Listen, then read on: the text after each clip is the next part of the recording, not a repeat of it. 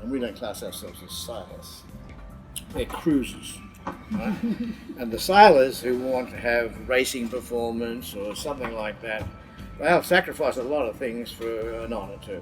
Well, we're the opposite. We will sacrifice a night or two for livable space. And this is a very livable boat. We've got lots of grandkids, so we've got space.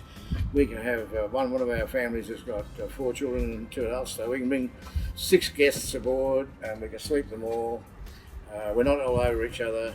We can all have a good time. We've got plenty of space. A very livable boat.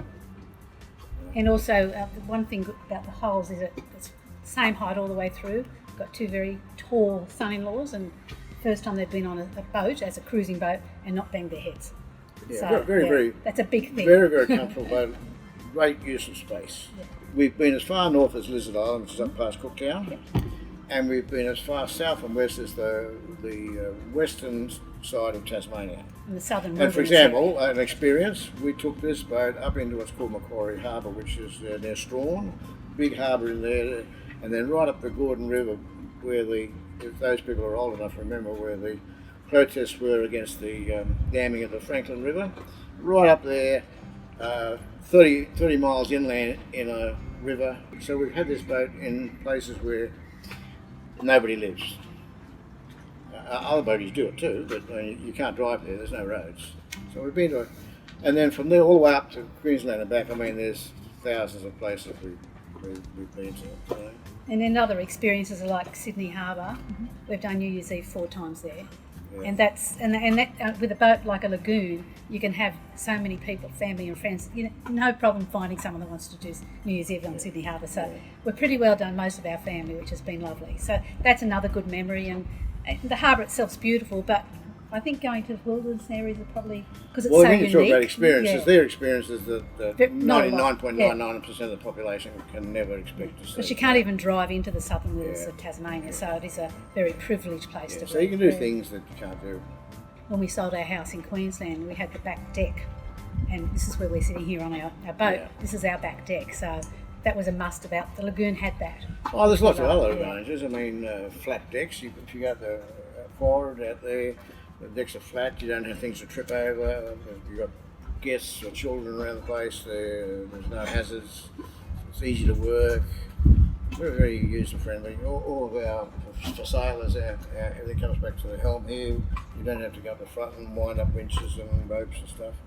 Very, very ergonomically sensible. And an excellent boat for just a couple. Yeah, we handle it ourselves, handles. just 2 of us. Yeah, We're not, we handle it quite easily.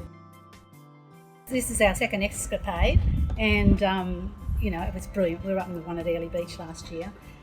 We do know some lagoons just cruises, but we get to meet some that don't cruise, but the same feeling.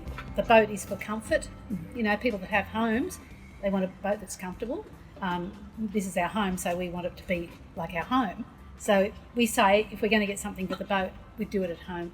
With a Lagoon, most of the stuff's on it already, so it's already a home. I think the whole idea of a community of lagoon owners is, I think for most of us, is pretty important. Firstly, you share your experience and all that sort of thing, but you can do that if you're an owner of a Commodore Owners Club or whatever. Yeah. So that's not uncommon. But with boats, there's lots of things that you need to know about. Where's the switch for that? How can I get that fixed? And we share within the Lagoon community, not only just in Australia but worldwide, a lot of very useful information. And also, we were talking about lagoons together as a group. I think it's good because you meet like-minded people too, and that's people you wouldn't probably have met if you'd lived in a house. And really, anyone can do it. We didn't plan to do this. It sort of just evolved. Bob just woke up one day after he retired for the first time and said, I think I'll buy a boat. And that's where the little boat started, and and we wouldn't be anywhere else now. The other side of the coin is this isn't that difficult. I've never had a sailing lesson in my life. Not one. It's not difficult. You just take it step by step. Yeah. And I can launch a spinnaker okay, put an anchor down. Yeah. It's amazing the skills you can gather as you get older.